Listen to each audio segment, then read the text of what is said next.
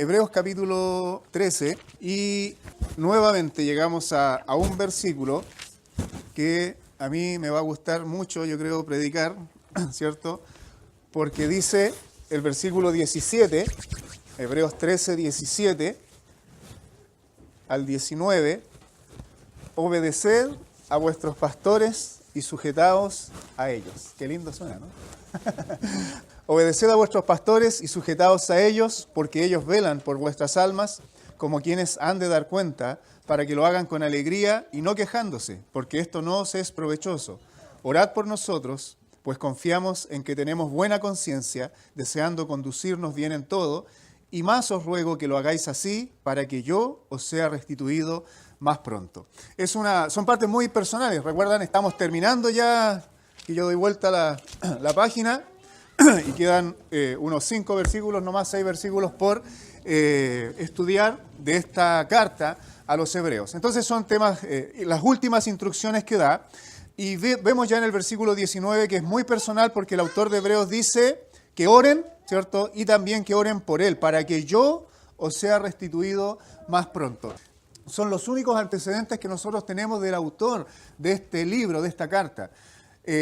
Algunos, ¿cierto?, lo asocian al apóstol Pablo, otros dicen no, podría ser otro. Bueno, la cosa, cuando empezamos el estudio dijimos es anónimo, pero sí sabemos que es un hermano, un obrero del Señor, inspirado por el Espíritu Santo, y que está trabajando en otro lugar por la obra del Señor y tal vez estaba preso, ¿cierto?, o algún inconveniente tenía porque dice que oren por él para que sea restituido más pronto. y nada más. Pero la última instrucción que él entrega aquí, ¿cierto?, en el versículo 17, vuelve a hablar de los pastores, ¿ya? Y hay 2 instrucciones que entrega en cuanto a los pastores o a los obreros del Señor. Son 2 instrucciones. Versículo 17, obedeced, ¿cierto?, a vuestros pastores y sujetaos a ellos. Y versículo 18, orad por nosotros. O sea, por él y por los que estaban con él. Yo entiendo que son obreros cristianos. Por eso escogí este pasaje, estos 3 versículos en conjunto, porque la idea aquí es cuál debe ser nuestra actitud como creyentes hacia los obreros cristianos. Ya, eso es. ¿Cuál debe ser tu actitud como creyente hacia los obreros cristianos? Hacia los pastores, los ancianos, los misioneros, ¿cierto?, los obreros, maestros en la iglesia. ¿Cuál debe ser tu actitud como creyente hacia los obreros cristianos? Eso es lo que vamos a ver en este pasaje. Hay gente que piensa que la iglesia es como un cine o un teatro. ¿Por qué? Porque uno va al cine, se sienta, ¿cierto?, ve la película o ve la obra de teatro, el espectáculo, la pasa bien, se entretiene, llora, a lo mejor depende de cómo sea la película, o se aburre, puede ser también, y algunos piensan que la iglesia es igual. Se sienta, ¿cierto?, se entretiene, le llega el mensaje, la palabra, se aburre a lo mejor también, ¿ya?, y luego se va. Pero no, eso no es la iglesia. La iglesia es el grupo de personas que ha creído en el Señor Jesucristo como su Salvador. Y la Biblia claramente dice que llegamos a ser parte de una familia, la familia de la fe, el cuerpo de Cristo. Estamos tan ligados unos a otros que la Biblia dice que nosotros somos parte del cuerpo de Cristo, ¿ya? Y gracias a Dios no se me quedó ningún dedo en la casa, porque a esta hora ya estaría muriendo, ¿cierto? Si un miembro está fuera del cuerpo, va a empezar a morir. Dependemos unos de otros y todos dependemos de la cabeza que es el Señor Jesucristo. Eso es lo que nos enseña la Biblia, ¿cierto?, en el Nuevo Testamento. Entonces la iglesia es un grupo de personas que dependen mutuamente para poder edificarse, y dentro de la iglesia Dios ha establecido guías. Recuerdan que la palabra pastores aquí en realidad no es pastores, sino que es guías, o sea, obreros capacitados por el Señor en diferentes áreas, en diferentes instancias, para que edifiquen a su iglesia y al mismo tiempo nos edifiquemos mutuamente, ¿ya? Por lo tanto, dentro de ese contexto está esta instrucción. Porque ¿cómo uno va a obedecer a alguien con el cual no tiene ningún tipo de relación? Somos parte de la familia de la fe, y como en una familia, ¿cierto?, cada papá, mamá, ¿cierto?, y los hijos ocupan cierto rol, y obviamente papá tiene una autoridad, mamá también tiene una autoridad. Entonces, dentro de la iglesia, Dios ha establecido lo mismo para la edificación. Entonces, ¿cuál debe ser nuestra actitud como parte de esta iglesia hacia los líderes, los guías que el Señor ha puesto en la iglesia? ¿Cuál debe ser nuestra actitud? Primero, ya vimos, ¿cierto? Obedecer. Obedeced a vuestros pastores. Así que les quede clarito, me tienen que obedecer. ¿Es fácil? ¿Sí? Ya te voy a ver, Joaquín. ¿Es fácil obedecer? ¿Los hijos les es fácil obedecer a los padres? ¿Los alumnos a los profesores? ¿Los empleados a los jefes? ¿Los ciudadanos a las autoridades? Obedecer, someterse, no es algo fácil para el ser humano. Y otra vez está el pecado en nuestra vida, actúa en nuestro corazón, ¿cierto? El orgullo, el mirarnos a nosotros mismos, el centrarnos en nosotros mismos. De hecho, el pecado va creciendo tanto en nuestra sociedad actual que hoy día la rebeldía se ve como algo, como una virtud. ¿Me entiende? El ser rebelde, el plantear sus ideas, no sé, todo esto, ya el rebelarse contra la autoridad se considera una virtud. Y el someterse se considera una debilidad. Esa es la sociedad en la cual nosotros estamos viviendo. ¿Ya? Ayer yo fui a ver a la hermana Nana al hospital, así que le ofrecí a la Juanita irla a dejar porque se estaba quedando donde su suegro, ¿cierto? Para poder estar más cerca ahí de su mamá. Yo no conozco mucho todavía las calles de Castro ahí, manejando el sistema y todo el asunto. Así que salimos a una calle donde yo tenía que doblar a la izquierda para después volver, salir a Galvarino Rivero y otra vez volver a la izquierda y subir, ¿ya? Para ir hacia la casa de hermano Orlando. Entonces estaba detrás de un auto ahí en el disco pare, el auto también iba a doblar a la izquierda, así que dobló a la izquierda y para pequeña sorpresa mía se quedó allí, ¿cierto?, detrás de otro vehículo. Yo pensé que se había estacionado, por lo tanto yo pasé a la segunda, ¿cierto?, pista por el lado de él y ahí recién me di cuenta que había una fila de vehículos para volver a doblar a la izquierda por Galvarino Rivero. Entonces yo, como ya me había metido en la otra pista, me adelanté.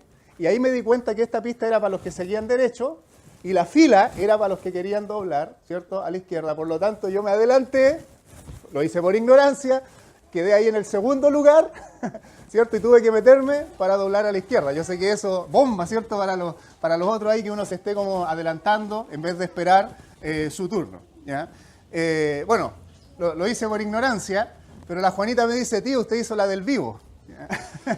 Claro, porque no esperó, ¿cierto? Pasó, adelantó a todos los demás para no tener que esperar y listo, pasó para allá. Pero ahí estamos, se dan cuenta, el concepto en nuestra sociedad, que el saltarse las reglas, ¿cierto?, el no cumplir la ley es de vivos. Y el obedecer la ley, el someterse, es de tontos. Por eso no es fácil cuando hablamos nosotros de la obediencia, ¿ya? El alumno que le responde al profesor, ¿se acuerdan la niña que le tiró un vaso de agua a la ministra? Todos se sienten con el derecho de faltar el respeto, ¿cierto? De mostrar esta rebeldía y se justifica, ¿cierto?, en el hecho, no sé, que hemos sido oprimidos, hemos sido abusados, etcétera, etcétera. Nada justifica el rebelarse, el saltarse, ¿ya? Las cosas que están establecidas para bien. La Biblia habla mucho acerca de someterse y de sujetarse. Es una virtud. Todo lo contrario a lo que el mundo nos está mostrando. Primera de Pedro capítulo 5, versículos 5 al 7, el apóstol Pedro dice, igualmente jóvenes, estad sujetos a los ancianos. Probablemente se está refiriendo a los ancianos de la iglesia porque los primeros versículos del capítulo 5 hablan de los ancianos de la iglesia. Igualmente jóvenes, estad sujetos a los ancianos y todos sumisos unos a otros, revestidos de humildad, porque Dios resiste a los soberbios y da gracia a los humildes. Ese es el concepto de Dios, ¿se dan cuenta? Dios resiste a los soberbios y da gracia a los humildes. Humillaos bajo la poderosa mano de Dios para que Él os exalte cuando fuere tiempo, echando toda vuestra ansiedad sobre Él, porque Él tiene cuidado de vosotros. Fíjense, humillaos bajo la poderosa mano de Dios está en el contexto de jóvenes, sométanse a los ancianos y todos sométanse unos a otros. Someterse, ¿cierto?, a quien corresponde, significa sujetarse a Dios. Y no someterse humanamente a quien corresponde significa ser un rebelde no solamente hacia esa persona, sino significa ser un rebelde ante Dios también. Efesios capítulo 5, versículo 21 dice, someteos unos a otros en el temor de Dios. Otra vez, ¿se dan cuenta? Está el temor de Dios allí presente. Someteos unos a otros. Cuando los hijos no se sujetan a los padres, se están rebelando contra Dios y están siendo soberbios. Y Dios resiste a los soberbios y da gracia a los humildes. Cuando el estudiante le falta el respeto a su profesor, lo mismo. Está faltando el respeto a Dios. Cuando el ciudadano le falta, el que maneja, le falta el respeto al carabinero o a las leyes de tránsito establecidas, le está faltando el respeto a la autoridad. Y Romanos capítulo 13, versículo 1 dice, sométase toda persona a las autoridades superiores. Nosotros hemos hablado mucho, ¿cierto?, acerca del gobierno actual que tenemos, ¿no? Porque está instruyendo leyes que van en contra de lo que Dios ha establecido. Pero eso no nos da el derecho a nosotros, como aunque seamos creyentes y estemos en contra de estas leyes que están en contra de lo que Dios ha establecido, no nos da el derecho de faltarle el respeto a la presidenta de la República, a los senadores, a los diputados, etcétera, porque son personas que están en autoridad y la palabra de Dios nos dice que debemos someternos a las autoridades, debemos respetarlos, darles la honra que se merecen. ¿Por qué? Porque toda autoridad ha sido puesta por Dios. Ese es el argumento de Pablo. El que resiste a la autoridad está resistiendo la voluntad de Dios, aunque esa autoridad no reconozca a Dios. Por lo tanto, se dan cuenta, el sujetarse, el someterse, es una enseñanza que aparece ampliamente en las Escrituras. Y está directamente, esa actitud que nosotros tengamos hacia la autoridad va a hablar mucho de la actitud que nosotros tengamos para con Dios, finalmente. Hay personas que dicen ser creyentes, pero no les gusta someterse al liderazgo de la iglesia. Quieren andar a su pinta, ¿cierto? Y presentan excusas para justificar su actitud. Y si uno quiere buscar faltas en la iglesia para no someterse, ¿cierto?, a lo que Dios ha estipulado dentro de la iglesia, uno va a encontrar siempre faltas, porque está formada la iglesia por personas que fallamos. Pero un creyente que tiene un corazón correcto para con Dios, igual se va a entender estas cosas y va a dar gracias a Dios por la iglesia y por las personas que Dios ha puesto en la iglesia, porque saben que Dios lo ha establecido de esa manera. Si no significa que el Señor Jesucristo se equivocó cuando dijo sobre esta roca, sobre mí, sobre la verdad de Cristo, sobre esta roca edificaré mi iglesia y las puertas del Hades no prevalecerán contra ella. Y usted va a encontrar, a lo mejor en nuestro contexto no hemos conocido tanto, tal vez sí, un montón de gente que dice ser creyente que no se congrega en ninguna iglesia. Eso es algo que está mostrando una actitud de soberbia y rebeldía ante Dios, finalmente, porque Dios es el que ha establecido la iglesia para nuestra edificación. A mí me llegó un mensaje de un hermano muy fiel. Él está estudiando para el ministerio, ha sido anciano de su iglesia, él se estaba congregando en una iglesia nueva, estaba formándose una iglesia muy trabajador con su familia, él ha venido a los viajes misioneros, también un hermano excelente. Y él me manda un mensaje, me dice, pastor, le pido que ore por nosotros como familia, porque hemos tenido algunos conflictos en la iglesia, y por sanidad familiar y personal hemos decidido no seguir en la iglesia, entonces tenemos que buscar una nueva iglesia. Algún conflicto hubo ahí con alguien que llegó, no sé si es un pastor nuevo o un encargado de obra, algún desacuerdo hubo, él no me dio ningún comentario, es un hermano maduro, es un hermano muy prudente, simplemente me pide oración. Pero fíjense, él no se va a quedar en la casa.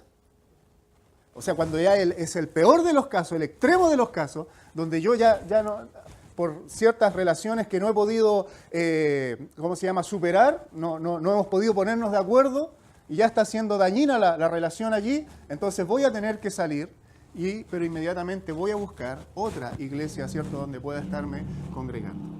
Porque es lo que la Escritura muestra. Entonces, todo esto, hermanos, para mostrar que el sometimiento no es fácil. Y tenemos que mirarnos a nosotros mismos desde que somos pequeños. El pecado, vuelvo a decir, nos hace orgullosos. y nos hace centrarnos en nosotros mismos. Pero la palabra del Señor nos enseña a sujetarnos. Debemos entender que no se trata de una obediencia ciega, porque también hay líderes que abusan de la autoridad. La palabra de Dios nos va a dar la sabiduría para entender cuándo el líder se está equivocando, pero aún hay sinceridad, y cuándo ya hay una cuestión que está alejándose de lo que Dios espera. Si nosotros nos sometemos a la palabra de Dios, el Señor nos va a dar sabiduría para poder pasar por alto ciertas faltas. El amor cubrirá multitud de pecados, pero cuando ya vemos que hay algo nocivo, vamos a saber diferenciar. Y como decía, el caso de este hermano que decide ya, en el peor de los casos, buscar otra iglesia, otro liderazgo, donde él va a estar siendo edificado, y va a significar también someterse a ese nuevo liderazgo en la iglesia donde él llegue, y con el tiempo probablemente va a poder aportar. Pero el abuso de los poderosos, o sea, es la excusa actual para considerar la rebeldía como una virtud, pero no es una virtud. Debemos tener cuidado con el abuso de autoridad, con el abuso de poder, pero la rebeldía no es la solución a eso, ni lo uno ni lo otro. Tomo el ejemplo de Martín Lutero. Estamos a 500 años, ¿cierto?, de que Martín Lutero clavó las 95 tesis ahí en la puerta de la catedral de Wittenberg. Martín Lutero surge en su tiempo para la Iglesia Católica, ¿cierto? Ahí en el año 1517, surge como un rebelde para la Iglesia, para el Papa León X, para el emperador Carlos V. Surge como una figura de un monje rebelde. Pero la verdad es que no había en él una rebeldía, porque él antes se había sometido a la palabra de Dios. Entonces, él nunca tuvo la intención de rebelarse contra la autoridad de la Iglesia. Él quiso hacer un aporte para la iglesia y denunciar lo que él veía que estaba mal. De hecho, él no culpaba ni al arzobispo ni al papa, sino que él veía que habían ciertas cosas que andaban mal, y él quiso proponer lo que él había encontrado estudiando la palabra de Dios, ¿cierto? Quiso proponer algunas cosas para poder mejorarlo, pero chocó contra algo que estaba completamente alejado de la palabra de Dios. Pero no fue una rebeldía como esta del rebelde sin causa, sino que él se sometió a Dios y a su palabra, y expresó lo que él había encontrado en la palabra de Dios, que le cayó mal a los otros. Y ellos fueron los que le piden que se retracte. Y en el momento cúlmine, ¿cierto?, cuando es llevado ahí ante el emperador Carlos V, ante el representante del Papa y todo un concilio ahí de autoridades religiosas y políticas, y le piden y le exigen que se retracte de sus enseñanzas y de lo que él había escrito, él responde: no le creo al Papa ni a los concilios porque se contradicen. O sea, han perdido su autoridad porque se contradicen. Si no me convencen por medio de la Escritura y la razón, estoy sometido a mi conciencia y esta a la palabra de Dios. No puedo ni quiero retractarme de nada, puesto que no es correcto obrar contra la conciencia. Dios me ayude. Amén. Pero no sé si ustedes se dan cuenta de las palabras de Lutero. Él dice: yo no puedo ni quiero retractarme porque no puedo ir en contra de lo que mi conciencia me está dictando, y mi conciencia la he sometido a la palabra de Dios. Entonces no es que él sea un rebelde porque sí, sino que él se ha sujetado a Dios. Y fíjense en eso el ejemplo del apóstol Pedro también, cuando el concilio, otra vez las autoridades religiosas de su país le dicen: no prediquen más en ese nombre. Y Pedro, con respeto a la autoridad, pero con la verdad, porque otra vez en ese caso, igual que en el caso de Martín Lutero, la verdad de Dios se ve contrapuesta contra lo que las autoridades le están exigiendo. Pero él no se rebela contra la autoridad, sino que con respeto les dice: juzgad si es justo obedecer a los hombres antes que a Dios. No podemos dejar de decir lo que hemos visto y oído. O sea, con respeto le dicen: en esto no les podemos obedecer porque hay una autoridad superior sobre nosotros, que es la autoridad de Dios. Entonces, ellos no se están rebelando. Ellos se están sometiendo ante quien se deben someter. ¿Cuál es la idea de esto, hermanos míos? El hombre nunca es libre. El rebelde cree que es libre, pero el rebelde se está sometiendo al pecado y al reino de las tinieblas. Y el que no es rebelde se está sometiendo a Dios. ¿Me entiende? El hombre nunca actúa por su propia cuenta. El hombre siempre está sometido. Pero porque el hombre perdió su libertad cuando cayó en el pecado. Y cuando el hombre llega a Cristo es libre del pecado, pero está bajo el reino de Dios. Por eso yo digo, el hombre nunca es libre. Ahora, o sea, vivir como siervo de Cristo es mejor que vivir a la libertad que nosotros podríamos considerar, no sé si me entienden. Pero mostrándolo así fría y crudamente, el hombre nunca es libre, o es esclavo del pecado y de las tinieblas, o es esclavo de Dios. Y obviamente vale más ser esclavo de Dios. Entonces, se espera obediencia de los cristianos. Ahora, otra vez digo, esto no es obediencia ciega. Y de hecho, la misma palabra, en el significado griego de la palabra obediencia, nos da luz sobre este aspecto. Porque no significa que el pastor da una orden y usted tiene que obedecerla ciegamente. Me gustaría decir eso, pero no puedo decirlo, ¿ya? Usted, hermano, tiene que estar aquí a tal hora, o hermano, aquí, allá, ¿me entiende? Órdenes que la iglesia tiene que obedecer ciegamente. No es esa la actitud, porque, ¿sabe? Hay mucha gente, en este sentido el Señor Jesucristo por eso nos compara como ovejas. Porque nosotros de repente plantamos un líder, un liderazgo abusivo, y hay mucha gente que sigue ciegamente a esos liderazgos abusivos. Yo ayer estudiando, ahí uno busca ciertos documentos y cosas así, llegué a un libro de un estudio hecho de los abusos sexuales dentro de las iglesias, tanto católicas como evangélicas. Nano, el esposo de la Juanita, me cuenta que él con su familia, cuando era más chico, estuvo en una iglesia, y él dice, o sea, era tal, no sé, la persuasión, el carisma de los pastores, o sea, el esposo y la esposa, que había hermanos que le iban a hacer el aseo a la casa a ellos y los mandaban así como que fuesen sus empleados, pero solamente por el hecho de que eran parte de la congregación. Pastores, la forma de pedir las ofrendas, ¿no? Y aparte de las ofrendas, cobrar cuotas de membresía y cobrar dinero para los que estaban en el equipo de evangelismo. Es increíble. Y para levantar la disciplina, poner multas también, ¿ya? Puede ser una buena, ¿cómo decirlo? Un buen incentivo para evitar que los hermanos caigan en pecado, poner multas. Pero el abuso, se dan cuenta de hacer cosas que no son bíblicas y que la gente se someta a esas cosas. Bueno, el otro día en el curso de Mateo estábamos viendo el mal ejemplo de pastores que malinterpretan el Espíritu Santo, ¿no? Y esto de hacer caer y todo el asunto, un estadio pero lleno. Probablemente 3.000, 5.000, 10.000 personas de gente, ¿cierto? Claro, con sus manos levantadas como que están adorando al Señor, pero en el fondo engañados por un hombre. Mostraban ahí el ejemplo de un niño que supuestamente había sido sanado, que había subido al escenario. El niño sinceramente era ciego. Y él sinceramente creía que estaba viendo en ese momento, o sea, el manejo emocional es tan fuerte que el niño, debe haber tenido unos 9 años, él da testimonio ahí en el escenario de que Dios lo había sanado y que él estaba viendo mejor. Y una investigación periodística busca al chico después de 17 años, ahora un joven, seguía ciego. Y él dice, bueno, no sé qué pasó en el momento, la emoción, yo pensé que estaba viendo. Y miles de personas engañadas con esto. Entonces, ojo con el abuso de la autoridad. Cuando la Biblia habla de obedecer, la palabra que usa aquí, ¿sabe? Tiene la idea de persuadir, de ser persuadido. Cuando dice obedeced a vuestros pastores, está diciendo déjense persuadir. Cuando uno habla de ser persuadido, quiere decir que uno ha entendido, que a uno le han explicado algo, uno lo ha entendido y lo ha reconocido como válido. ¿Me entiendes? Me persuadiste, me convenciste. Entonces uno está usando el entendimiento.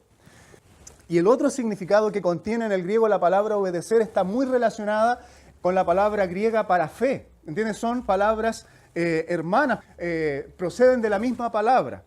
Entonces la idea es que uno entiende, se persuade y confía en la persona. En el guía, en el pastor, en el anciano, en el maestro, en el líder de jóvenes, en la persona que lo discipula, en la maestra de la escuela dominical que le está enseñando, uno lo entiende, se persuade y confía en esa persona. Sí, lo que me está enseñando es por mi bien, porque me lo está enseñando conforme a la palabra de Dios y Dios obviamente solamente quiere mi bien.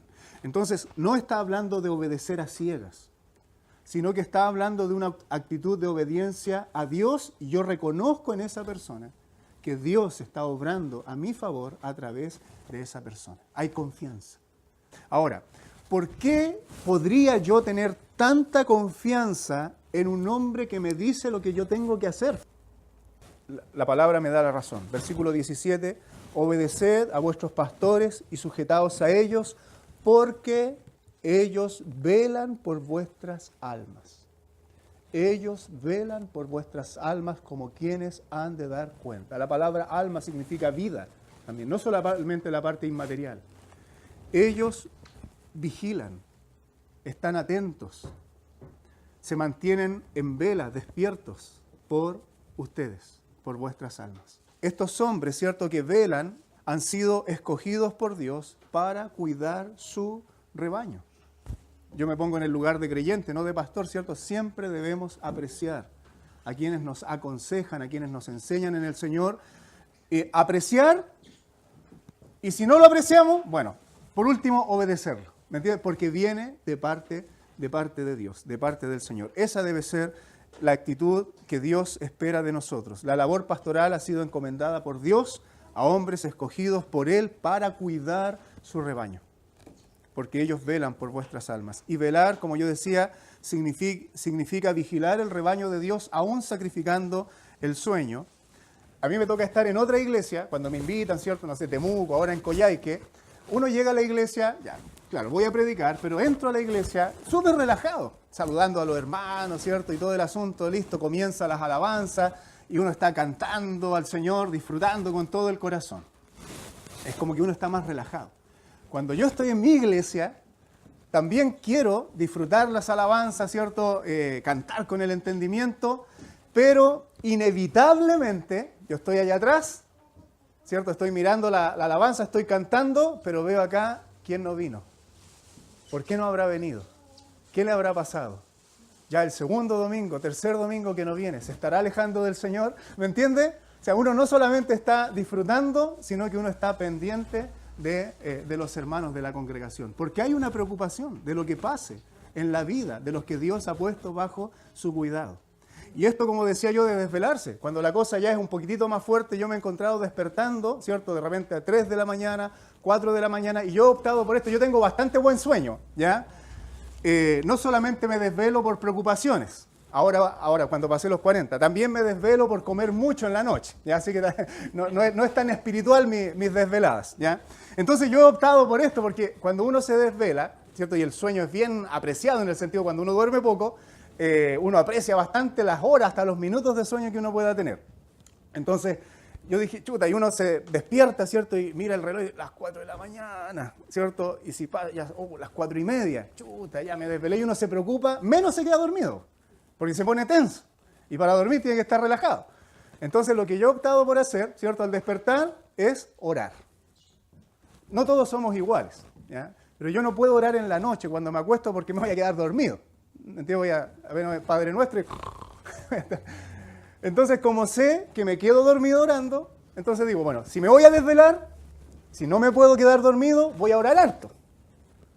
Y si me da sueño, bueno, logro el otro objetivo que es dormir, porque quiero dormir. Ya en la mañana oraré, ¿me entiendes? Entonces me he encontrado, obviamente, cuando hay momentos de preocupación, que uno despierta y uno comienza a orar por poner, ¿cierto?, esas cargas en el Señor. Entonces eso de desvelarse no es simbólico, sino que es literal. A veces es porque uno procura preparar la enseñanza de la palabra de Dios bien y requiere eso varias horas de estudio para poder preparar un mensaje. Y si uno en el día tiene que ir a ver a alguien o surge un imprevisto, entonces va a dedicar esas horas extras, ¿cierto?, del estudio para poder estar con algún hermano o ver alguna situación. Pero eso va a significar o quedarse más tarde o levantarse más temprano para poder preparar el alimento que la congregación requiere. Entonces, no quiero que usted diga, ay, pobrecito el pastor que se desvela y todo el asunto. No es esa la idea, sino ejemplificar lo que la palabra de Dios está diciendo. Y probablemente hay obreros que se sacrifican muchísimo más, ¿cierto? Mucho mejores servidores del Señor. Pero aquí estamos hablando de la actitud que Dios quiere de la iglesia y que nosotros podamos entender. ¿Por qué es bueno obedecer, escuchar la voz de quienes Dios ha puesto adelante? Porque ellos velan por nosotros, están preocupados por nosotros, oran por nosotros. Hechos 20:28, el apóstol Pablo dice a los ancianos de la iglesia de Éfeso, Por tanto, mirad por vosotros, o sea, tengan cuidado ustedes, y por todo el rebaño en que el Espíritu Santo os ha puesto por obispos, para apacentar la iglesia del Señor. La iglesia Centro Bíblico de Dalcahue no es mi iglesia, es la iglesia del Señor, la cual Él ganó por su propia sangre. Realmente la carga que lleva un obrero del Señor es grande. Jesús le dice a Pedro, ahí en Juan, ¿cierto? Los últimos capítulos de Juan, Pedro, apacienta mis ovejas, pastorea mis corderos, le dice. O sea, no son de Pedro, son de Cristo. Por eso es que dice el pasaje allí, obedeced a vuestros pastores y sujetaos a ellos, porque ellos velan por vuestras almas, como quienes han de dar cuenta. Y eso sí que es fuerte, hermanos. Siempre digo esto también. Yo voy a tener que dar cuenta delante de Dios el día del juicio, por mi vida primero. ¿Qué he hecho yo con lo que he recibido de parte de Dios? La vida que Dios me ha dado, la palabra que Dios me ha dado, el conocimiento que Dios me ha dado, los bienes que Dios me ha dado. ¿Qué he hecho yo con esto? En segundo lugar, Dios me ha dado una familia. Yo soy hombre, soy padre de familia. Y Dios ha puesto una responsabilidad para los que somos hombres, como cabeza del hogar. Entonces yo voy a tener que dar cuenta a Dios por mi esposa y por mis hijos. Obviamente ellos también tienen que poner su parte, ¿cierto? Uno no está en el lugar de ellos para tomar sus decisiones, pero a mí Dios me ha dado una responsabilidad mayor. Y en tercer lugar, en mi caso, a mí Dios me va a pedir cuenta por ustedes, por la congregación. Y uno tiene que hacerlo entonces con el temor de que esto no es mío, es de Cristo. Y con el doble temor, no solo a quién le pertenece a Cristo, sino que la palabra también me dice cuánto pagó Cristo por cada uno de ustedes. La iglesia del Señor, la cual Él ganó con su sangre. Entonces, eso tiene que hablar al que está trabajando con el rebaño del Señor, pero eso también, ¿qué nos dice a nosotros como creyentes? Que esa persona que está sirviendo a Dios, lo está haciendo por mi bien. Por lo tanto, yo debo poner atención, porque si me está diciendo algo, si me está enseñando algo, bueno, si es un buen obrero de Dios, va a ser por mi bien. Ahora, es fácil, hermanos, escuchar a lo mejor la voz de quien enseña, de quien guía la iglesia, cuando uno está predicando. Pero ¿qué pasa cuando el obrero tiene que ir personalmente y decirte, oye, no estás actuando bien en esto? Para mí, yo otra vez confieso un poco, para mí es difícil. Cuando yo tengo que enfrentar por mi forma de ser, es tremendamente difícil y es una lucha constante que yo tengo. Yo preferiría, hermanos, pasar por alto los problemas. Tener que encarar a alguien, para mí, por mi forma de ser, es una lucha tremenda. Y si hay algo para que oren por mí, es tener la fuerza para actuar en el momento. A veces dejo que pase el tiempo porque no quiero, cómo lo enfrento, le doy vueltas, ya ahora tengo que hablar, el hermano está ahí, tengo que hablar con él. No. El otro domingo, ¿me entiende? O voy a ir a su casa. No, pero ya es muy tarde. La otra semana. Eso pasa conmigo, se lo digo sinceramente. Pero si fuese por mí, que decida él, que haga lo que quiera, si ya es grande, ya es responsable. No, el Señor me ha puesto una responsabilidad a mí. Entonces, pongámoslo al revés, pues. Cuando a nosotros vengan, ¿cierto?, a decirnos en el Señor, por palabra del Señor, oye, mira, yo veo que en esto estás mal. No rechacemos al tiro, no pongamos excusa al tiro, es lo típico. Sino, escuchemos, seamos persuadidos, dejémonos persuadir, seamos dóciles. No al hombre, sino a la palabra del Señor y a lo que está representando ese hombre. Eso es lo que este texto nos está diciendo. Obedeced a vuestros pastores y sujetaos a ellos, porque ellos velan por vuestras almas, es por tu propio bien. Porque ellos van a tener que dar cuenta delante de Dios. Y termina una segunda razón, y aquí un poquitito más relajada, para que se la hagan fácil también, ¿me entiendes? Si le cuesta confrontar, ayúdenlo un poquito. Si le cuesta esta otra área, ayúdenlo un poquito. ¿Qué dice? Para que lo hagan con alegría. Ahí estamos todavía en el versículo 17. Obedeced a vuestros pastores, sujetaos a ellos, porque ellos velan por vuestras almas como quienes han de dar cuenta, para que lo hagan con alegría y no quejándose, porque esto no os es provechoso. Entonces, como digo, es una razón, no es la razón más importante. La primera razón es porque yo sirvo al Señor. Pero una segunda razón para que la iglesia escuche atentamente la voz, ¿cierto?, de los guías, los que el Señor ha puesto adelante, es para que lo haga con alegría. ¿Ya? Para hacerlo un poco más fácil, más llevadera, por decirlo así. ¿Les gustaría a ustedes que tener un pastor alegre, ancianos alegres?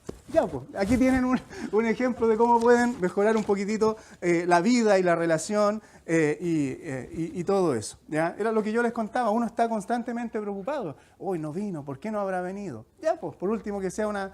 el pastor debe estar preocupado, lo voy a llamar para avisarle que por qué no fui hoy día, etcétera, etcétera. Cosas así tan simples y pequeñas, ¿cierto? Pueden hacer más llevadero esta labor de quienes Dios ha puesto para nuestro propio beneficio. ¿Ya?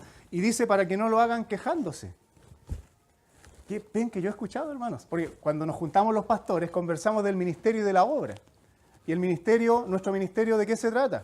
De construir edificios y cosas. No, son las personas. Entonces, qué penca, ¿cierto? Es de repente, oye, ¿cómo te ha ido en el ministerio? Oh, la iglesia aquí, la iglesia acá, este hermano acá, tuve este problema aquí y allá. Que penca va a la iglesia, ¿cierto? No se preocupe, yo voy a procurar no, no pelar los hermanos y todo esto.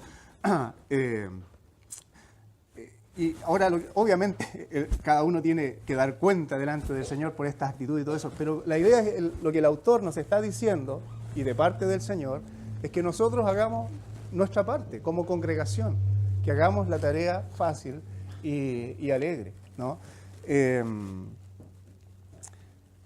Siempre vamos a tener situaciones difíciles en la congregación, tal como en las familias. A veces hay conflictos, discusión y todo este tipo. Pero cuando hay temor al Señor en primer lugar, y cuando uno quiere andar en la voluntad de Dios, va a saber resolver los conflictos y las diferencias.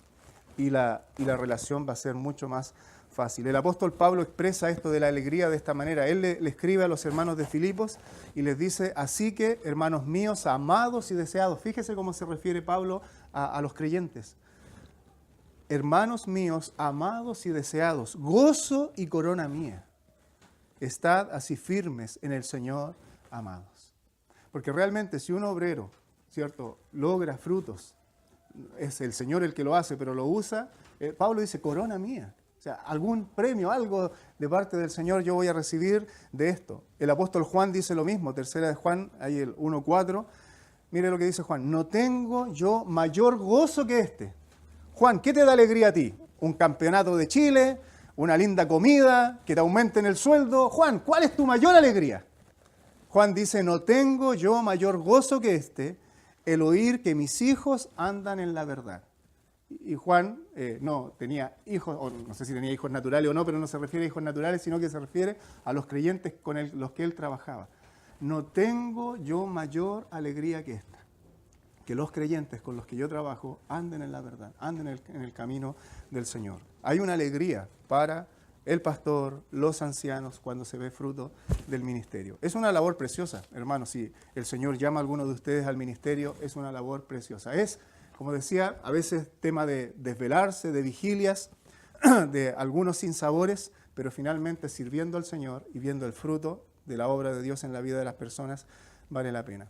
El otro día recibí un saludo de cumpleaños y una hermana me dice, usted ha sido como un padre para mí, en un saludo. ¿Sabe que esas palabras realmente son preciosas? Y de una persona que uno sabe que está buscando al Señor. No espero que cuando salgan acá y se despidan de mí todos me digan ahora usted es como un padre para mí. Son cosas que surgen así espontáneamente. Yo digo, son pequeños regalitos que el Señor hace para animarlo a uno, pero vale la pena. Y por último, porque ya obviamente no podemos estirarnos más, hay algo súper importante que uno puede hacer por los obreros cristianos. ¿Ya? Y en la segunda parte, ahí, versículo 18, que dice, orad por nosotros. Orar por los obreros, orar por los pastores, orar por los ancianos, orar por los misioneros, orar por las personas que Dios ha puesto para el cuidado de nuestras vidas, de nuestras almas. Orar por su propia vida. Ya yo les compartía, ¿cierto? Qué cantidad de pastores y líderes cristianos cometiendo faltas. Qué terrible. Somos hombres que somos tentados. Entonces orar por los líderes cristianos para que el Señor les mantenga firmes en la fe, en su palabra, para que no se enorgullezcan, para que el Señor aumente su fe, aumente su sabiduría, orar por sus familias, para que el Señor guarde sus familias, porque si hay un traspié en la familia, en el ministerio, en el liderazgo, va a afectar también al ministerio, ¿cierto?, del obrero. Un médico puede tener un desastre en su casa, pero si es un buen médico, va a andar bien su profesión. Pero si un ministro del Señor tiene un desastre en su casa, ¿con qué autoridad va a estar enseñando la palabra del Señor? Entonces afecta. Orar por las familias, como digo, de los obreros. Y aquí no solo hablo del pastor, como digo, sino de todos los hermanos que de alguna manera el Señor ha puesto para bendecir su iglesia, los misioneros. Cuando pensamos en los misioneros, oremos por ellos, por sus familias, por su fe, por sabiduría de parte del Señor, por el sustento, ¿cierto? Por su obra, por fortaleza. Entonces, si aprecia a los que Dios ha puesto, si aprecia al Señor en primer lugar y a los que Dios ha puesto en la iglesia para su bendición, ore por los obreros del Señor y esté atento a las palabras, a los consejos, porque vienen también de parte de Dios para nuestro bien. Oramos. Querido Señor, queremos rogarte, Padre, para que nos ayudes a procesar lo que nos has enseñado a través de tu palabra, Padre Santo, y queremos meditar en esta enseñanza, agradecerte, Padre, porque tu iglesia es el lugar que tú has destinado para que nosotros podamos, como hijos tuyos, primeramente encontrar la salvación, porque la verdad de Dios se transmite a través de la iglesia, Señor, y también nosotros podemos encontrar la edificación, el camino posterior, Padre Celestial, para que podamos vivir conforme a tu voluntad, que es lo mejor para nosotros. Y dentro de la iglesia, Señor, tú has levantado personas escogidas por ti, por el Espíritu Santo, capacitados por el Espíritu también, para aconsejarnos, para enseñarnos, para amonestarnos, para animarnos, Señor, y que como iglesia también podamos cada uno de nosotros crecer en esto y apreciar, Señor, lo que tú has puesto en la iglesia, en el ministerio, para nuestro bien, para nuestra bendición. Que no menospreciemos las cosas que tenemos, Padre Celestial. Generalmente los seres humanos somos así. Lo que tenemos no nos damos cuenta, no lo apreciamos. Siempre estamos pensando en lo que no tenemos y eso nos hace ser poco agradecidos a ti, Padre Celestial, con lo que nos has dado, tanto en lo material como en muchas otras cosas. Y con la iglesia pasa lo mismo. Muchas veces no somos conscientes del privilegio que tenemos de tener un lugar donde congregarnos, de tener hermanos y de tener personas que nos están enseñando de tu palabra. Por eso te pedimos que obres en nuestra vida para que podamos apreciar este ministerio y de esa manera podamos ser fortalecidos como hijos tuyos y tu obra pueda seguir creciendo y podamos andar conforme a tu voluntad y glorificando tu nombre, Padre Celestial, como hijos tuyos. Obra en nosotros, protégenos también, Padre, de la tentación, del mal, Señor, porque todos estamos expuestos a ello y queremos, Padre, dar gloria a tu nombre con todo nuestro corazón. Y gracias porque aún en nuestras faltas está Cristo. Cuando hemos fallado, tenemos un abogado para con el Padre. Gracias porque Él es perfecto. Nosotros somos imperfectos, somos débiles. Por eso somos llamados a permanecer en Él. Y aún en nuestras caídas, en nuestros tropiezos, tenemos a un Cristo perfecto que está intercediendo por nosotros eternamente delante de ti. Su sangre preciosa cubre todo pecado, toda maldad. Así que queremos tomar las palabras del apóstol Juan. No pecar, no practicar el pecado. Pero si en una de esas tropezamos y caemos, tenemos a Jesucristo el justo a tu diestra y de Él dependemos, Padre Celestial. Pero guárdanos como iglesia, fortalécenos como iglesia para que podamos dar gloria a tu nombre. En el nombre del Señor Jesús, amén. Amén.